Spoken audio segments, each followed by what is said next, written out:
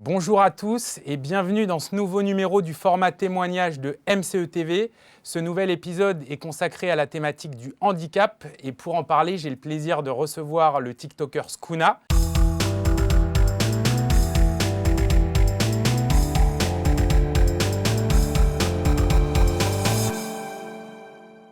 Skuna, bonjour, comment ça va? Bonjour, ça va très bien et toi? Merci beaucoup d'avoir accepté notre invitation. Il n'y a pas de souci. Pour commencer, Skuna, je vais te demander de te présenter, voilà, parce que c'est vrai que sur TikTok, tu es très suivi. Mais Ouais. pour les personnes qui ne te connaîtraient pas, est-ce que tu peux nous parler un petit peu de toi et de ton parcours? Moi, je m'appelle Lil Skuna. Tout le monde m'appelle Skuna. Tu t'as bien fait, c'est cool. Mes réseaux, c'est lil.skuna sur TikTok, Instagram. Je suis créateur de contenu sur TikTok, Instagram. Moi, j'ai 23 ans dans 2 mois. Je suis atteint d'une maladie qu'on a appelée la polymyosite, d'après les médecins. J'avais une espérance de vie de 21 ans. Aujourd'hui, j'en ai bientôt 23. Je suis toujours là. Voilà, j'ai mon handicap depuis la naissance. Du coup, autour des vidéos, j'essaie de faire de l'humour à peu près sur ça. Je fais beaucoup d'autodérision. Je parle un peu de tout, du quotidien, sur le handicap. Et voilà quoi, maintenant je vis de ça. Je suis pas allé loin dans les études. Au moins j'ai eu le bac. Je tiens à vous dire, allez au moins jusqu'au bac. Parce que les études c'est important. Ne vous lancez pas dans les vidéos comme ça si vous n'avez pas été à l'école, sachez-le. Mais voilà, après j'ai fait 2 ans de BTS. Bon, je ne l'ai pas eu parce qu'il y a eu le Covid. Je suivais les cours à la maison. Alors là, c'est pas pour moi. Et du coup, j'ai eu un moment d'émerveillement avec TikTok. Pour commencer, je voudrais quand même qu'on revienne du coup sur ton handicap, Skuna. Tu nous parlais de cette maladie qui s'appelle la polymyosite. Ouais. Voilà. Est-ce que tu pourrais expliquer pour le public qui ne connaîtrait pas forcément cette maladie un peu comment elle se manifeste, par quels symptômes et de quoi il s'agit finalement en fait? Ok, faut savoir que la polymyosite, faut pas du tout aller chercher sur internet parce que vous allez voir des images et des personnes, c'est pas du tout moi. C'est pas du tout les symptômes que j'ai, c'est pas du tout ma maladie. Alors moi, c'est ce que les médecins ont dit, mais jusqu'à présent, je ne vois pas du tout de ressemblance à ce que j'ai vu sur internet. Moi, c'est de la perte de force musculaire, c'est de l'atrophie musculaire. En gros, c'est genre mes muscles se perdent de la force du coup. Et je suis tout fin. Je marchais d'ailleurs quand j'étais petit. De ma naissance à mes 7-8 ans, je marchais. Et c'est qu'un jour, on m'a donné un fauteuil parce que quand je marchais, je tombais. Et un jour, je suis tombé dans les pommes parce que je me suis pris le coin d'une table en tombant. Et du coup, là, on m'a donné un fauteuil. On m'a dit, on ne veut pas qu'il t'arrive quoi que ce soit dans la rue, donc on te donne un fauteuil. Et du coup, je suis resté assis. À force de rester assis, mon corps il s'est habitué. Je suis aussi passé par des centres de rééducation. J'ai porté des attelles, plein de trucs. Mais en vrai, ma vie, je la vis bien quand même dans un fauteuil. Et actuellement, physiquement, ça va. J'ai les muscles, ça va, ils tiennent bien. Mmh. Et voilà quoi, on fait avec. Alors c'est une maladie de naissance, Ouais. mais tu n'as pas été diagnostiqué dès la naissance de cette maladie. Ouais. Ça s'est fait à 3 ans, il me semble. Ouais, à Est-ce que 3 ans. tu peux nous expliquer un petit peu justement en détail l'évolution Ok. du diagnostic jusqu'à aujourd'hui? Ok, Et en repassant justement aussi, c'est à 7 ans que tu nous l'expliquais ouais. avec le fauteuil. Faut savoir que je suis né le 8 mars 2000. Voilà, ma mère, elle a fait une grossesse classique, tout allait bien. Échographie, il n'y avait rien de fou. J'étais limite, je crois, l'un des plus gros bébés de ma mère. Donc c'est très surprenant d'ailleurs, parce qu'en même temps, je suis le plus caisse. Euh, mais ouais, à la naissance, classique, ça s'est pas vu. Quand j'étais petit, bébé, je marchais, j'ai marché même un peu tôt, je crois. Et, et en fait, ouais, c'est qu'à force de marcher et de courir, en fait, je tombais. Parce qu'en fait, ma grande sœur trouvait que j'avais la tête un peu trop grosse pour mon corps, tu vois.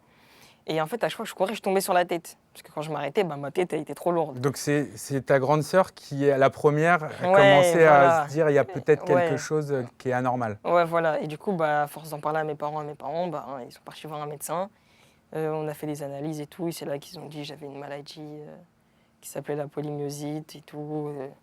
Il fallait commencer à prévoir ça. Et j'imagine que tu as eu l'occasion depuis d'en parler avec eux. Quelle a été, c'est une maladie peut-être qu'ils ne connaissaient pas. Ouais. Quelle a été leur réaction quand ils ont échangé avec les médecins? Ils sont de l'inquiétude, j'imagine. En vrai, je pense, moi, mes parents, genre, ils m'en ont pas vraiment parlé. Moi, mes parents, c'est des gens, ils gardent pour eux, tu vois. Et, mais je sais que ça les a pas fait flipper. Parce qu'en fait, mon handicap, il a évolué. Et du coup, on peut pas prévoir. Et je pense que le médecin, il a dû leur dire, ça risque d'évoluer, mais genre, vivez normalement en soi. Commencez pas à vous prendre la tête sur ça. Mais ouais, ils avaient dit à mes parents, bah, du coup, c'est telle maladie, nan. Le seul truc qu'ils ont peut-être pu dire, c'est mon espérance de vie à 21 ans. Donc, moi, Ça, c'est quelque chose qu'ils ont dit dès le début à ta famille? Non, c'est venu après. je sais pas. Je sais pas quand Ouais. est-ce qu'ils l'ont dit. Moi, je sais que ma grande sœur, elle était au courant. Du coup, beaucoup de personnes de ma famille l'étaient. Mais j'imagine que quand les médecins ont dit une chose comme ça concernant ton espérance Ouais. de vie, j'imagine que ton entourage, Ouais. c'était très compliqué. Ouais, je pense que c'était compliqué. Et du coup, bah, genre, je commençais à marcher normalement et tout.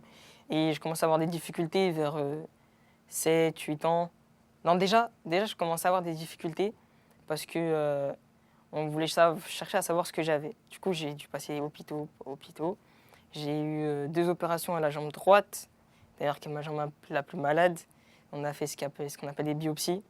C'est qu'on a fait, on a enlevé des bouts de muscles pour chercher d'où venait la maladie et tout. Du coup, c'est à l'âge de 3 à 4 ans qu'on a décrit ce que j'avais. Après, avec ça, j'ai eu des difficultés à marcher. Je tombais souvent, mes jambes fléchissaient beaucoup. Et du coup, à 7-8 ans, c'est là où j'ai eu mon petit accident à l'école. C'est que j'avais mon fauteuil de base pour me reposer. Et en fait, quand je suis allé aux toilettes avec mon fauteuil, et en fait, c'est des fois, j'oubliais que j'avais un fauteuil roulant. Et en fait, je suis revenu des toilettes sans. Et en fait, on m'avait déjà dit plusieurs fois que je faisais ça, il fallait que j'arrête. Et sauf que là, c'était la dernière fois de trop. C'est que quand je suis revenu en classe, je suis tombé et mon menton, il a tapé la table et bam, je suis tombé dans les pommes. Ça, c'était un épisode très marquant. Ouais, c'était marquant parce que du coup, les pompiers sont venus, et ma mère et tout, et tous les médecins qui me suivaient par rapport à ça.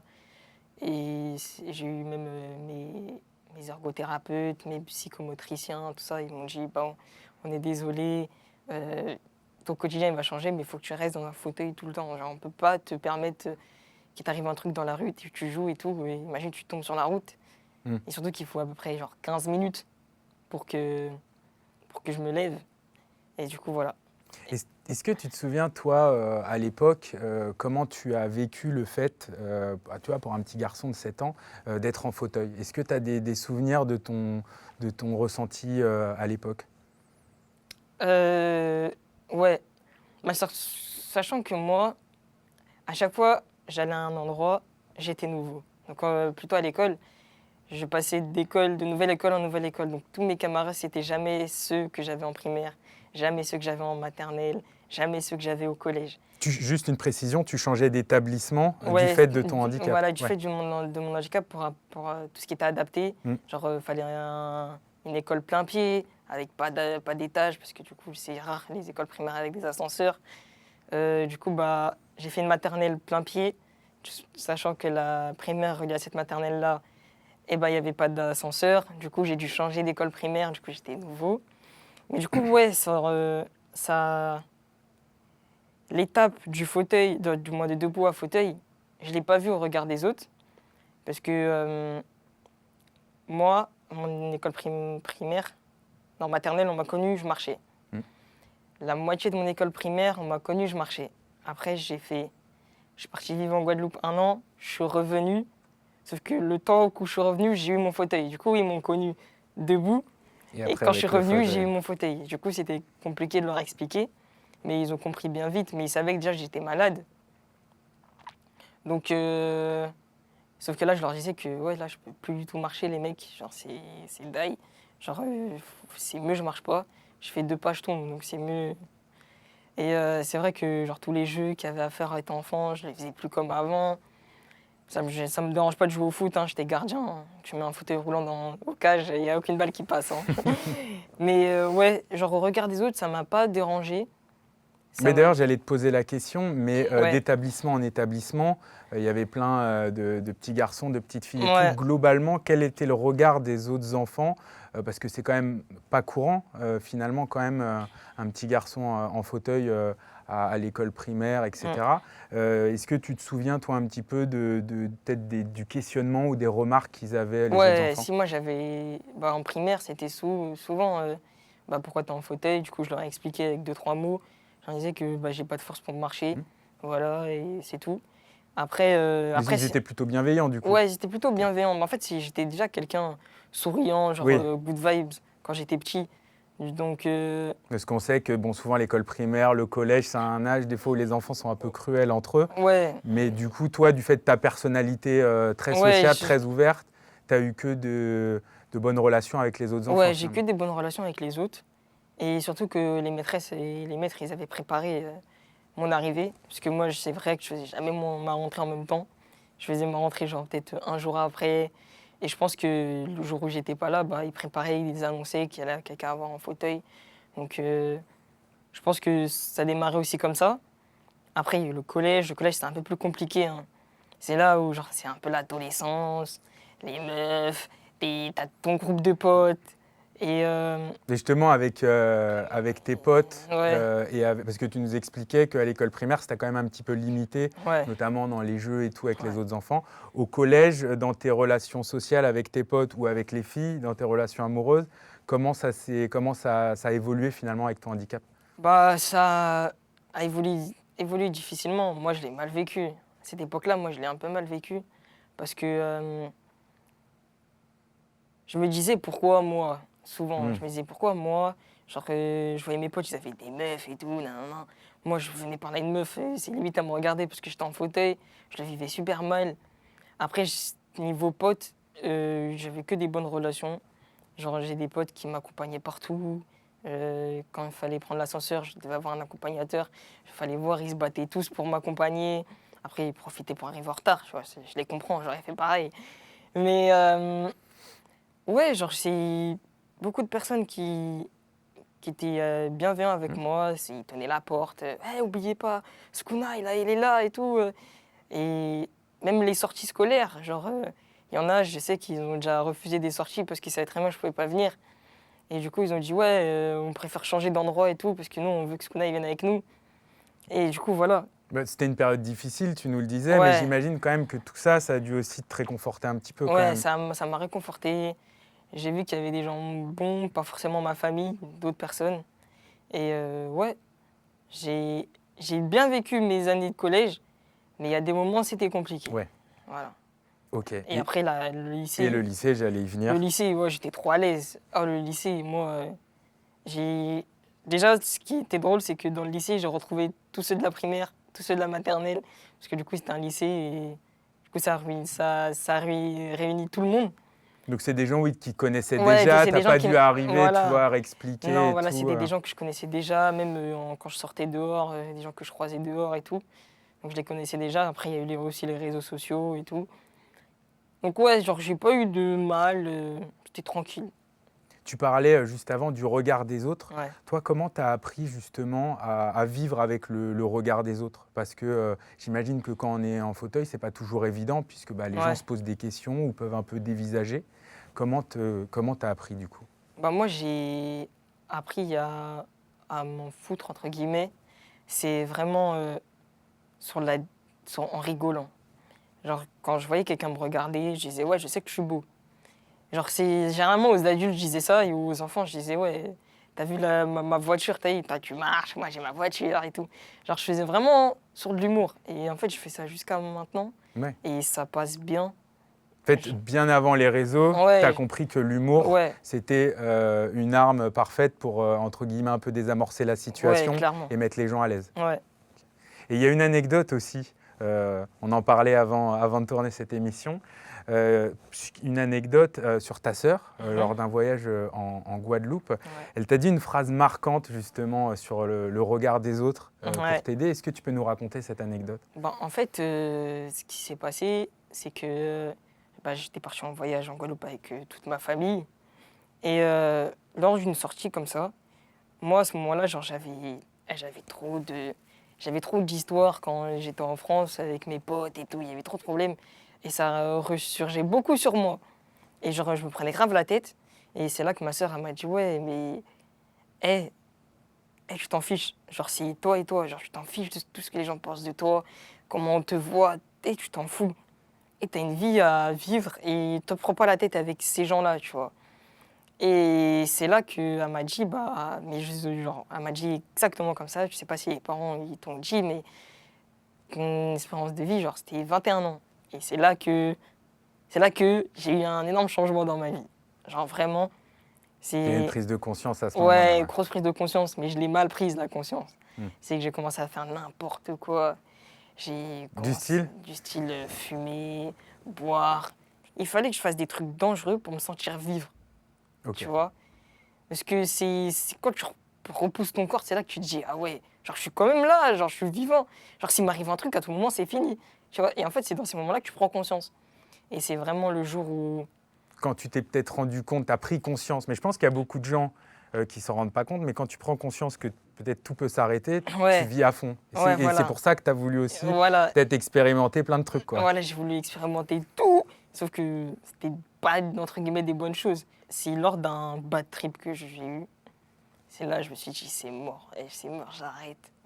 J'arrête, parce que c'était même quand j'allais en cours et tout. C'est vraiment mon bad où j'ai vraiment vu la Là, tu as lumière pris blanche. conscience que tu avais été trop loin, enfin, que Ouais. tu y allais peut-être un peu trop fort, et tu as Ouais. décidé de lever le pied. Ouais, j'ai levé le pied, mais même quand j'ai levé le pied, j'ai eu mon vrai bad trip. Où genre, j'ai vraiment vu les lumières blanches. Genre, je me voyais dormir, pour te dire. Et du coup, là, tu as tout Ouais, arrêté du ouais, jour au là, lendemain, ou tu as recontinué, mais raisonnablement, on va dire? En fait, non, non, en vrai, ça, j'ai arrêté du jour au lendemain. D'une, parce qu'il y a des fréquentations que je fréquentais plus. Et, C'est et beaucoup les après, fréquentations. et après, il y a eu le confinement aussi, tu vois. Ouais. Il y a eu le confinement, bah, genre, c'est en mode je reste chez toi. Moi, je suis quelqu'un que j'achetais jamais. Je consommais sur ceux des autres. Plus avec les potes, ouais. Voilà, donc je pouvais pas sortir ni pour acheter ni rien. Donc en fait, j'ai fait mon sevrage avec le confinement, voilà. Et en fait, c'est bien passé, genre c'est bien, c'est tranquille. On a abordé du coup l'évolution de ton Ouais. handicap. Je voudrais qu'on aborde aussi sur les conséquences très concrètes que ça a sur ton quotidien. Parce que tu le disais tout à l'heure en reparlant de ta jeunesse, il y avait déjà beaucoup de questions d'autres enfants. Ouais. Aujourd'hui, tu as beaucoup de questions d'internautes sur TikTok, etc. Est-ce que tu peux nous donner des exemples très concrets de ce qu'implique le handicap sur ton quotidien? Tout bête, mais pour se laver, pour se mouvoir, pour se nourrir. Est-ce que tu as 2-3 exemples pour la réalité de ton quotidien aujourd'hui? Bon, en vrai, ce que ça implique et les conséquences ou les impacts que j'ai, c'est bah je me sens un peu moins autonome, mais pas d'une manière où on est obligé de faire pour moi. Ouais. C'est en fait, je sais que je peux faire tout seul des choses. Tu ne te Il y a- sens pas assisté, quoi. Voilà, je me sens pas assisté, mais il y a des choses où je sais que je peux pas faire et que j'ai besoin d'aide. Mm. Donc ça, j'ai appris à me le forger dans ma tête, parce que je sais très bien que plus tard, si ma situation entre guillemets elle évolue, je sais très bien que je vais devoir faire appel à quelqu'un pour m'aider à me laver ou quoi que ce soit, tu vois. Je sais que moi, mes potes, ça me dérange archi pas qu'ils m'aident. Je suis parti en vacances avec mes potes. Pour aller à la douche, c'est mes potes qui m'y emmenaient et j'ai pas de souci avec ça, ils ont pas de souci avec ça. C'est juste en dehors de la famille et des amis, c'est de la vie au quotidien. Mm. C'est-à-dire tout ce qui est en dehors de la maison, tout ce qui est transport, tout ce qui est Ouais. se déplacer, même genre arriver même dans le monde de l'entreprise, ou même parler avec les gens. Genre c'est beaucoup de « ouais, il est handicapé, il peut rien faire », « ouais, pour lui c'est impossible et tout ». Alors qu'en soi, si, on peut faire les choses. Mais essaie de les adapter pour nous au moins, parce que ouais, tu veux que je monte à ton rendez-vous, mais tu mets 50 marches d'escalier avant que j'arrive. Ça sert à quoi? J'allais te poser la question justement pour les transports, etc., ou pour justement l'accueil des personnes en situation de handicap dans les services publics, dans les entreprises, etc., t'en parlais. Est-ce que tu trouves que la société, en tout cas en France, est suffisamment armée ou on est vraiment à côté de la plaque? Non, en fait, on est armé sur pas beaucoup de choses, mais sur des trucs. Donc, je ne peux pas incriminer, tu vois, la France. Ils font quand même beaucoup de choses. Genre, je sais que moi, il y a peut-être dans des pays, Moi, je reçois une aide de l'État financièrement. Je sais que dans des pays, ils n'ont pas ça. Mhm. Tu vois, même si c'est pas un truc de ouf, je vis chez mes parents. Franchement, ça me dérange pas. Mais euh, on est un peu largué quand même. Ouais. Parce que moi, genre, j'ai pas beaucoup voyagé dans ma vie. J'ai fait un seul pays, c'était la Suisse. Tu vois. Et je suis allé en Suisse, j'ai fait un week-end. Genre, il y a des, on appelle ça des bateaux, là, les trucs pour les rampes. Les rampes pour les trottoirs. Ils Oui, sont genre, beaucoup plus équipés que voilà, nous genre, en France. ouais, je pense que pour se déplacer, ils sont beaucoup plus équipés. Genre, il n'y a pas de souci avec les bus. J'ai pas eu besoin de prévenir le chauffeur. Il m'a vu à l'arrêt de bus, il a directement sorti la rampe et tout. Tandis qu'en France, c'est un peu plus compliqué. Moi, je me suis déjà embrouillé avec des chauffeurs de bus. Un chauffeur de bus qui m'a dit ouais, les handicapés, ils nous cassent les couilles, ils nous font perdre du temps. Genre vraiment, hein. Genre j'ai déjà des chauffeurs de bus qui m'ont dit ça. Il y a une chauffeuse, elle m'a dit tu montes pas dans le bus parce que t'es pas accompagné. Frère, j'ai 18 ans, wesh, qu'est-ce que tu me dis, je suis pas accompagné. Genre en mode, je suis obligé d'avoir un tuteur pour prendre un bus. Tu vois, alors que j'allais au lycée, hein. Je voulais aller au lycée. Ça a l'air d'être les transports finalement, parce qu'on parlait des impacts, des désagréments, mais j'ai Moi, l'impression que moi, ce qui t'a le plus marqué, moi c'est c'est les vraiment transports. les transports. Ouais. C'est vraiment un truc marquant. Donc là, tu as C'est- arrêté les transports là aujourd'hui. Les Euh, transports en commun, j'entends. Ouais, je prends des trains de grande ligne. Ouais, Je prends un train de chez moi pour aller à la gare de Lyon et vas-y, c'est tout. ok. Mais Genre, le reste, t'as abandonné métro, tout le ça, métro, je c'est... prends métro 14, c'est tout. Ok. Genre, sinon, les autres métros, je prends pas. Genre, j'ai pas envie parce que je sais très bien, je vais arriver là-bas, je vais rester bloqué. Genre, c'est. Et je me vois pas avec un agent de la RATP qui va me suivre toute la journée pour prendre les transports. Ouais. Parce qu'en fait, ça fait assister alors que j'ai Et pas ça, toi, besoin. c'est ce que tu veux pas. Genre, Tu nous imagine. disais, tu l'es pas et tu Ouais. veux pas l'être. Ouais, je suis pas et je veux pas l'être. Et je sais qu'il y a des choses que je peux faire tout seul, j'ai envie de le faire tout seul. Genre, c'est imagine, je vais sur Paris, je vais capter une meuf. Ouais, derrière, il y a un agent de la RATP, il me suit toute la Ouais, journée. le date, il est Ouais, claqué ouais, là. ouais. Moi, le moment du bisou, il se passe comment? Ouais, je dis, l'agent, retourne-toi. Non. Non, mais c'est. On est assisté. Pour eux, c'est bienveillant, mais c'est chiant plus qu'autre chose. Genre, mettez des choses pour qu'on se débrouille tout seul. Donc tu voudrais plus de choses pour permettre à aider la mobilité des personnes Ouais. handicapées. Ouais. Et aussi, je voulais revenir sur, tu parlais en entreprise. Tu vois, les gens disaient, ouais, il ne sait rien faire, en gros ça va être un boulet, hein, si je Ouais. schématise. Est-ce que tu as le sentiment aujourd'hui que les mentalités doivent encore évoluer? J'ai l'impression que les gens ne sont peut-être pas encore assez sensibilisés à la situation des personnes en fauteuil roulant, par exemple. Ouais, ils sont pas assez sensibilisés parce que je sais qu'il y a beaucoup d'entreprises qui préfèrent payer les. Parce que de base, il y a. Je sais plus c'était quelle année, je crois que c'était en 2015. Toute entreprise devait avoir des. Avoir un certain nombre de personnes en voilà. situation de handicap. Voilà, et même les aménagements, tu vois, pour la facilité d'entrée. Je sais qu'il y a des gens, ils ont préféré payer, et il y en a qui me l'ont déjà dit, on préfère payer que de faire une rampe. On préfère payer l'amende que de faire une rampe, parce que c'est moins cher. Je dis ok, mais en vrai. C'est la triste rampe, parce qu'au-delà du fait Ouais. de questions financières, il y a aussi l'intégration Ouais. des personnes handicapées dans la société. Ouais. Moi j'ai rigolé, j'ai dit bah ouais, mais ok, tu payes ton amende, mais tu sais que ton amende, tu vas la payer tous les mois. Genre, exemple, ton amende, elle coûte 1000 balles, tous les mois, tu vas payer 1000 balles, alors que tu payes 2000 balles pour un aménagement. T'as un salarié en plus pour gagner plus, tu vois. Donc c'est vraiment bête. Mais après ça, je peux pas en vouloir, puisque s'il y a des édifices, tu vois, surtout sur Paris, parce que c'est vraiment compliqué sur Paris, c'est des trucs qui sont là depuis longtemps. Donc refaire, casser pour refaire, ça peut genre détruire toutes les fondations et genre, ça peut tout niquer. Non, je vois tu ce vois. que tu veux dire, ouais.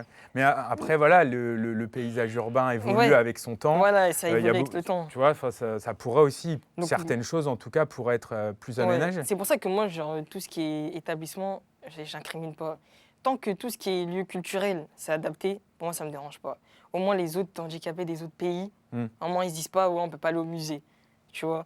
Alors, on s'en fout si tu peux pas aller dans le bâtiment du mec qui est dans le 14e, tu vois, on s'en fiche. Tant que tu peux aller au musée et visiter la France et voir que la France, elle est belle, vas-y, pourquoi pas. Bah, déjà, il y a le nouveau système là, pour les personnes aveugles, là, les marquages au sol avec les cannes. Et j'ai vu que dans un musée de la voile à Lorient, et bah, il y a ça au sol. Et j'ai trouvé ça grave stylé. Genre que du coup, une personne aveugle, elle peut se balader tranquille dans le musée sans tout cogner, sans tout casser, tu vois. Donc ça, c'est cool. Mais non, sur les lieux culturels, ça va. C'est pas horrible. Même les salles de concert et tout, je suis déjà allé en concert, ça va. Je voulais revenir sur l'entreprise, puisqu'aujourd'hui, tu es à 100% sur les réseaux sociaux.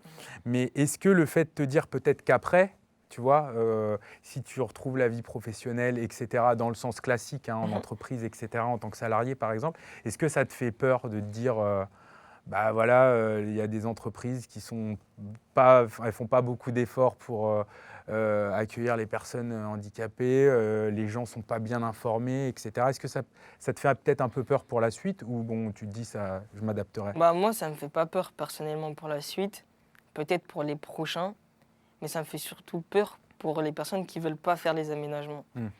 Parce qu'à partir de... En fait, on est dans un nouvel ère, tu vois. Genre, il y a tout ce qui, j'en pense, ça parle de métaverse et tout, plein de trucs comme ça. Des trucs que je connais même pas. Genre, je vais voir bientôt, c'est peut-être un robot avec qui je vais parler, au lieu que ce soit toi, tu vois. Donc, mais en fait, c'est que je me dis J'espère pas, hein. que tout est basé sur le handicap. Genre, en mode, toute nouvelle invention, on pense au handicap. Et c'est vraiment des grosses technologies. Genre, déjà, Tesla, tu vois, t'imagines Tesla. Tesla, c'est une personne qui ne peut même pas bouger, elle peut conduire sa Tesla, tu vois. Genre, elle reste dans la Tesla, elle a juste à parler. Emmène-moi à tel endroit, la voiture, elle va y aller toute seule, tu vois. Tu penses que dans l'avenir, l'évolution des technologies, et là Ah oui. on le voit en ce moment, tu parlais de métaverse, etc. Ouais, si, tu ça- penses que ça va beaucoup aider aussi, Ouais, ça va aider la mobilité des personnes en ouais, parce situation de qu'en handicap? fait, c'est des nouvelles personnes qui pensent à inventer de nouvelles choses. Et ces nouvelles personnes-là, elles pensent au handicap. Et heureusement, parce que leur nouvelle invention, elle marche, parce qu'ils y ont pensé, tu vois. Mais ouais, genre, moi, ça me fait de la peine pour ceux qui veulent pas faire, parce qu'au bout d'un moment, ils seront obligés. Quand ils vont voir que... Bon, après, moi, je dis ça, mais ça serait bien drôle. Parce que quand ils vont voir que bientôt, personne ne va marcher. Moi, je vous le dis. Déjà, vous vous déplacez tous en trottinette électrique, vous avez la flemme de marcher. Moi, j'ai déjà mon fauteuil depuis des années. Moi, vous voulez vous reposer. Je sais très bien qu'il y a quelqu'un, il va inventer un truc où les gens vont s'asseoir pour se déplacer. Et ils vont faire genre, c'est pas un fauteuil roulant, mais il se sera inspiré d'un fauteuil roulant, tu vois. Sauf que t'as pas voulu faire les aménagements, mais maintenant, tes salariés, ils viennent comment? Tu vois? Mais je sais que plus tard, il y aura des trucs comme ça. Et donc, c'est dommage pour eux. Parce que du coup, les aménagements de maintenant, ils coûtent cher. Dans quelques années, viens, on en parle. Ça va c'est être clair. encore plus cher, tu vois. Et c'est un peu ça aussi qui me dérange. C'est que du coup, pour aménager tout ce qui est côté handicap, il faut mettre des sous, tu vois, avec soi-même pour des Là, voitures. enfin, Ouais. j'imagine que c'est des grosses infrastructures parce que Ouais, c'est genre, très particulier. ça me dérange un peu. Parce que même pour nous-mêmes, genre des fois, il y a des choses qui coûtent super cher à aménager et on n'a pas tous les moyens. Je sais qu'une voiture, à l'aménager, faut mettre 2 fois le prix de la voiture, limite. Tu vois? Toi, aujourd'hui, d'ailleurs, quand tu te déplaces en voiture, comment ça se passe? Que tu peux nous expliquer un petit peu? Bah, moi, comment ça se passe? C'est que du coup, bah, moi, j'ai ma grande sœur qui me conduit un peu partout. J'ai mes potes qui me conduisent un peu partout. Et en fait, c'est plus eux qui me déplacent, tu vois. Genre moi, si je dois bouger dans une autre ville en France, je vais prendre les trains, tu vois. Genre, je vais faire appel à Accès Plus. D'ailleurs, il n'y a pas longtemps, au lieu de commander 48 heures à l'avance, ils ont accepté les 24 heures. Mais bon, moi, je vais toujours lutter pour commander à la minute près. Parce que, genre en mode, c'est moi, je décide de quand est-ce que je pars, tu vois. Genre, moi, en plus, je suis sur les réseaux. Si on me dit, ouais, demain, tu dois venir, on va dire, tu dois venir à Toulouse, bah viens. Ah ouais, bah ouais. Sauf qu'il fallait que je les prévienne 24 heures à l'avance, moi, l'assistance que je viens. Tu vois, donc c'est un peu dérangeant. Mais tu vois, on parlait des impacts ou des conséquences que ça implique. Tu vois, typiquement, ça, on est en plein dedans. Et même, genre, il y a aussi un truc que je tiens à dire. J'incrimine pas la SNCF. Mais ils ont fait une invention un peu bête. Max Jeune. C'est que tu payes ton abonnement et tu peux avoir des trains à 0 €. Je l'ai pris. Je n'ai jamais eu de train à 0 €. Tu sais pourquoi? Parce que je ne peux pas prendre des trains à la dernière minute. J'ai essayé d'en prendre un. J'ai dû monter dans le train tout seul. Heureusement que j'avais un gentil contrôleur qui m'a fait monter dans le train et qui ne s'est pas arrêté à son arrêt de base, qui est allé avec moi jusqu'à Montpellier pour me faire descendre du train. Donc ça montre que ce programme-là de réduction pour les jeunes, ils ne l'avaient pas pensé pour les personnes handicapées. Voilà. Et du coup, moi, quand j'ai résilié, ils me demandaient pourquoi. Du coup, je leur ai expliqué. Ils devaient être gênés, j'imagine. Bah, ils un étaient peu, gênés, ils ouais. disaient bah ah oui, bah mince, on est désolé et tout. J'ai dit c'est pas grave. Mais bon, j'ai quand même payé 4 mois Ouais. d'abonnement, tu vois, Non, mais mais vas-y. ça revient à tout ce qu'on disait avant aussi, Ouais. tu vois, sur le mobilier urbain, sur les entreprises, etc. C'est qu'il y a encore beaucoup de progrès à faire. Ouais, il y a quand même des progrès, mais je peux pas les incriminer, tu vois. Parce que sinon, ça va me lâcher des. Bah, t'as qu'à aller dans un autre pays, tu vois. Non, franchement, en vrai, la France, il faut juste qu'ils s'améliorent. En plus, il y a les Paris 2024 qui vont arriver. Il y a peut-être beaucoup d'aménagements qui vont avoir aussi lieu Ils vont à faire ce ça moment-là. vite. Ils vont faire ça Ouais, vite. on est Sauf en plein que. dedans là, les travaux avancent à Mais est-ce que vitesse ça va grand V. tenir? Tu vois, quand c'est fait vite, on sait pas si ça tient. C'est ça. C'est ça.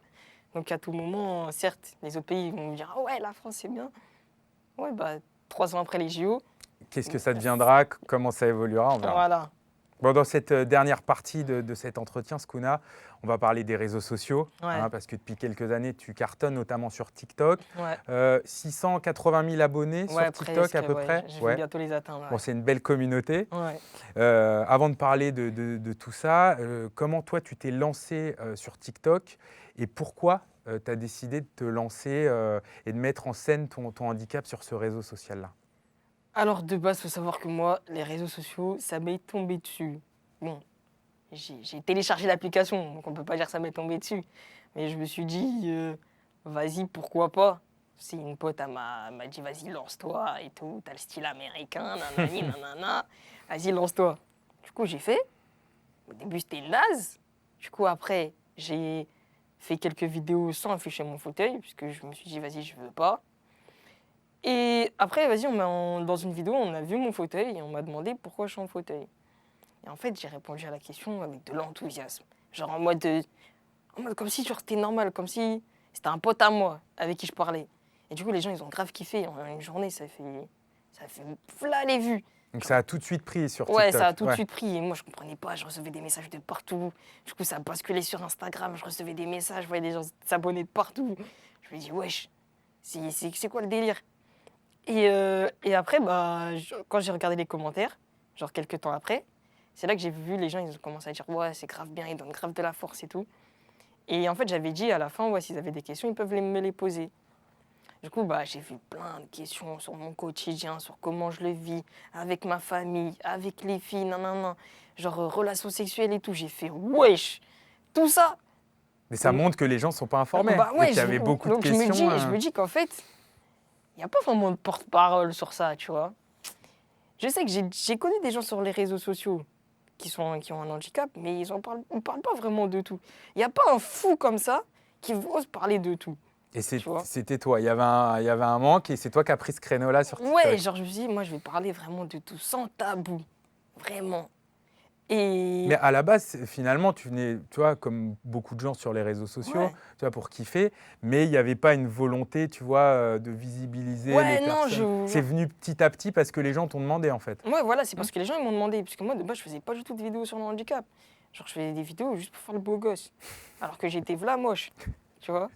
Mais voilà, ça c'est venu, j'ai vu que je me dis, vas-y, en vrai de vrai, c'est un combat que je mène tout seul.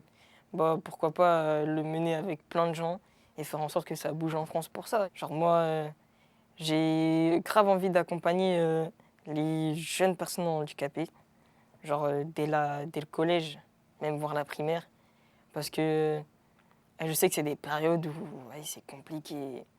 Bah, c'est ce que tu nous expliquais Ouais, tout c'est à l'heure. Et compliqué. Genre, tu voudrais partager ton vécu aussi voilà, pour les aider. exactement. Parce que moi, je sais que genre, j'avais un abonné que j'ai beaucoup aimé. C'était vraiment un bon gars. Bah, son âme, il est décédé il n'y a pas très longtemps. Et franchement, c'est une fierté pour moi qu'il soit parti, mais en connaissant l'amour, tu vois. Parce qu'il m'a toujours dit, ouais, je trouverai jamais de meuf. Vraiment jamais. Et moi, je lui ai parlé. Et genre, quand j'ai vu son message, je me suis dit, ouais, j'ai grave été dans son cas. Et c'est mieux, je lui parle. Je lui dis, ouais, je lui donne des conseils, nanana. Et tu me crois, le mec qui était en couple, genre, je crois 6 mois après, il est resté 1 an et demi avec la meuf, tu vois. Et genre, il me dit, ouais, c'est grâce à toi et tout. Et ça m'a fait plaisir. Tu parlais d'un abonné. Ouais. Il y en a plein d'autres. Forcément, on disait quasiment 700 000. Quel retour, toi, tu as de la plupart d'entre eux? Est-ce que, j'imagine, il y a des personnes en situation de handicap qui te remercient parce que tous n'ont peut-être pas la force ou l'envie de se mettre en scène pour aussi porter ce combat, entre guillemets. Quel genre de message tu reçois de leur part et des internautes en général? J'ai beaucoup de personnes qui me disent ouais, grâce à toi, j'arrive à m'assumer, j'arrive à faire des choses, je me suis lancé sur tel truc, telle chose. Donc des personnes elles-mêmes peut-être en fauteuil Ouais, ou voilà. handicapées. Mais même des personnes valides, genre ouais, genre maintenant j'arrive à parler de ça avec mon frère, genre qui lui a un handicap, tu vois, parce qu'ils ont peut-être des questions, tu vois, entre frères et sœurs, on a des questions à ce qu'on a envie de se poser, et lui peut-être il n'ose pas. Et je sais que quand je vois tout ça, bah, en fait, j'arrive à donner cette assurance aux gens. Tu réponds à beaucoup d'internautes, mais ce qu'on retrouve le plus sur ton TikTok, c'est des vidéos humoristiques. Tu mets Ouais. en scène ton handicap et ton quotidien à travers l'humour. Ouais. Tu nous le disais, hein, depuis tout jeune, tu utilisais l'humour comme une arme un petit Ouais. peu d'autodéfense. Ouais. Mais pourquoi tu as fait le choix de l'humour sur TikTok? Parce que tu as toujours kiffé te marrer et aborder ça avec humour, ou tu t'es dit, tiens, c'est un bon moyen d'aborder mon handicap ou, Non. comment ça s'est fait un petit peu? Non, j'ai pas réfléchi à faire de l'humour. Déjà, je suis comme ça de base. Donc je me suis dit, avant que tout le monde vienne à se moquer de moi, viens, je me moque de moi-même. Mais je le faisais déjà avec mes potes en général. Et du coup, bah, c'est venu tout seul. J'ai commencé à raconter des anecdotes et tout. Genre. Puis tu t'es dit, si ça marche avec mes potes, ça marchera sur les réseaux. Bah ouais, genre ça marche avec mes potes, donc ça marchait même avec ma famille, ça marche avec les gens que je rencontre dehors. Bah ça peut marcher avec tous les gens qui peuvent regarder. Au-delà des réseaux, Skuna, est-ce que toi, tu as d'autres projets pour la suite? Franchement, mon projet là, c'est vraiment viser les JO 2024. Être un élément de. De la communication? Ouais, pour propager tout ce qui est. Pour être vraiment faire de la propagande sur les Paralympiques. Parce que je sais pas si t'as remarqué, On en parle beaucoup on n'en moins parle et pas. c'est un petit En fait, peu, dès que les JO bien c'est sûr. fini, il n'y a plus. Il n'y a plus de pub sur les Paralympiques. Genre, il va y en avoir une. Tandis que sur les JO, il y en a dès maintenant, tu vois. Ouais, même sur les diffusions télé. Tes diffusions télé, tu vois, genre des longues pubs qui durent 2 minutes. Nous, vas-y, on va nous mettre 15 secondes de pub, ouais, histoire de dire qu'il y a ça. Tu as été Eh ben- approché par Paris 2024 ou tu es rentré en contact avec eux? Il y a déjà eu des échanges de fait? Ouais, j'ai déjà eu des échanges avec des partenaires de Paris 2024 qui cherchent des influenceurs. Ok, Et du coup, je suis en discussion avec eux. Voilà. d'accord. Donc c'est un de tes projets. Ouais, un de mes Futur. projets. Pour terminer l'interview, Skuna, j'ai une dernière question. Ouais. Parce qu'on a parlé de beaucoup de choses. C'est un peu le mot de la fin que je voulais te laisser. Qu'est-ce que tu souhaiterais dire à un jeune aujourd'hui en situation de handicap, mais qui n'aurait pas ta force mentale? Parce que moi, c'est ça qui m'a bluffé tout au long de cet échange. C'est ta force mentale. Voilà, tu croques la vie à pleines dents. Et je Ouais. pense que c'est cette bonne humeur qui est communicative qui fait ton succès sur les réseaux. On en a parlé. Mais ce n'est pas forcément le cas de tout le monde. Voilà, tu l'as dit, il peut y avoir des périodes dures dans la jeunesse, au collège, au lycée. Peut y avoir même des moments où on s'effondre. Hein. Tu parlais avec la boisson, la fumette, etc. Qu'est-ce que tu voudrais dire à une personne en situation de handicap qui aujourd'hui ne va pas forcément très bien pour s'affirmer et pour profiter de la vie comme tu le fais aujourd'hui? Mais en vrai, ce que je pourrais lui dire, c'est que dans la vie, il n'y a rien de gentil, il n'y a rien de méchant. Genre, moi, je pars du principe que tout le monde est gentil et qu'il faut faire du bien à tout le monde, même s'il est méchant. Tu vois? Genre, en fait, c'est que par rapport à ton handicap, sois pas aigri. Commence pas à rejeter les autres parce que tu t'en veux sur ton handicap. Non, ça va être pire pour toi. Cherche pas à faire ça.